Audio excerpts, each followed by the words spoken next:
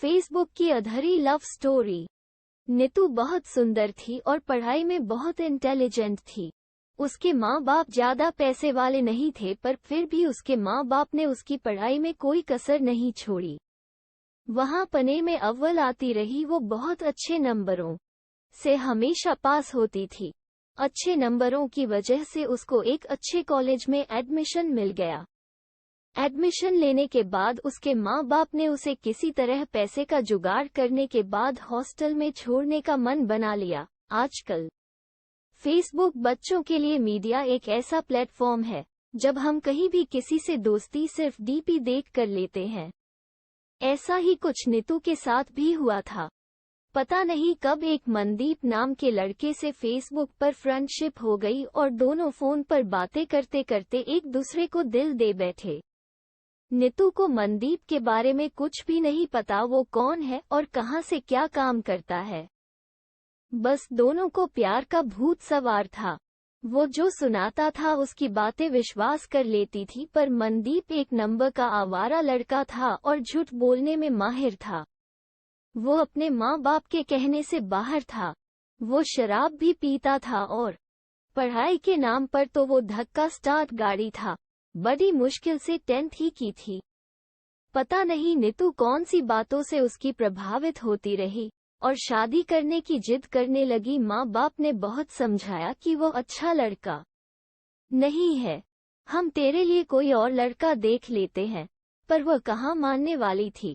आखिरकार प्यार के आगे उसके घर वालों को झुकना पड़ा और हार कर उसके घर वालों ने उसकी शादी उस मनदीप नाम के आवारा लड़के के साथ कर दी।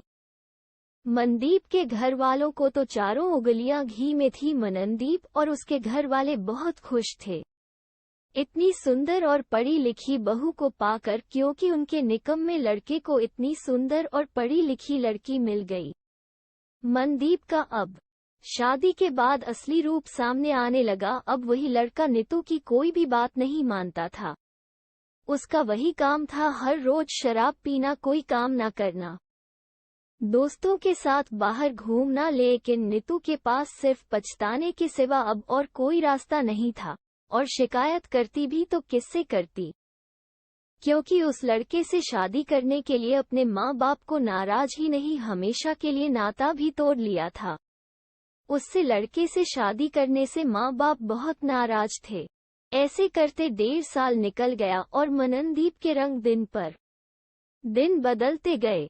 नीतू के माँ बाप इतने नाराज थे, उसकी शादी से पहले ही बोल दिया था कि हम तेरे साथ कोई रिश्ता नहीं रखेंगे। शादी करने के बाद नीतू को मंजूर था कि आप रिश्ता ना रखो, पर मुझे शादी उसी से करनी है। ऐसे ही एक शाम को मनदीप को दोस्तों के साथ बाहर जाना, घूमना फिरना और मौज मस्ती करना और शराब पीकर घर लौटना की आदत थी। मोटरसाइकिल उठाई और दोस्तों में शराब पीने चल पड़ा। नीतू ने बहुत रोका, पर वो लड़का रुकने वाला कहाँ था। उसको कहाँ कदर थी उसके प्यार की। आखिरकार वही हुआ जिस बात का डर था। 9 बजे पुलिस का फोन आया कि आपकी इस नंबर की बाइक का एक्सीडेंट हुआ है और इस लड़के की एक्सीडेंट में मौत हो गई है। अब नीतू के ऊपर आसमान और नीचे धरती थी, और नीतू को इस टाइम 7 महीने की प्रेगनेंसी थी। मनदीप ने इतनी पी हुई थी कि उसने पता ही नहीं चला खड़े हुए ट्रक में बाइक दे मारी, और बाइक लगने के बाद उसका सिर सड़क पर लगते ही मौत हो गई। अब नीतू के पास पछताने के सिवाय कुछ नहीं था। बस जिंदगी सिर्फ भगवान भरोसे थी, और उसकी मौत के बाद एक बेटी को जन्म दिया। नीतू सिर्फ 24 साल थी। एक बार सोच कर देखो, 24 साल की उम्र में शादी भी कर लेना, एक बच्चे की माँ भी बन जाना और विधवा भी हो जाना। नीतू के माँ बाप इतने नाराज थे कि वो और मनदीप की मौत की खबर सुनने के बाद भी आज तक नहीं आए। इस कहानी से सिर्फ यही बात में समझ में आती है कि कभी भी सिर्फ शक्ल देखकर किसी को प्यार मत करो। आप फेसबुक पर किसी की शक्ल देख सकते हो, उसके गुण नहीं। प्यार करने से पहले उस इंसान की परख भी कर लो। खाली प्यार से जिंदगी नहीं चल सकती, जिंदगी हमेशा तालमेल और बैलेंस से चलती है। और अपने माँ बाप की आत्मा भी कभी मत तड़पाओ कि अगर आप उनको दुखी कर अपने लिए खुशियाँ ढूंढ रहे हो तो वो कभी भी नहीं मिल सकती। अब नीतू अपनी बेटी के साथ जीवन काट रही है। अगर मननदीप सच्चा प्यार करता तो वो नीतू की बात मानता। वो शराब पीने के लिए नीतू को इस हालत में छोड़कर ना जाता। जाने से पहले एक बार भी नहीं सोचा कि जिस लड़की ने अपना घर और माँ बाप तक छोड़ दिए मेरे लिए, उसको भी टाइम दूं। प्रेगनेंसी के हालात में छोड़कर क्या दोस्त के साथ शराब पीनी जरूरी थी?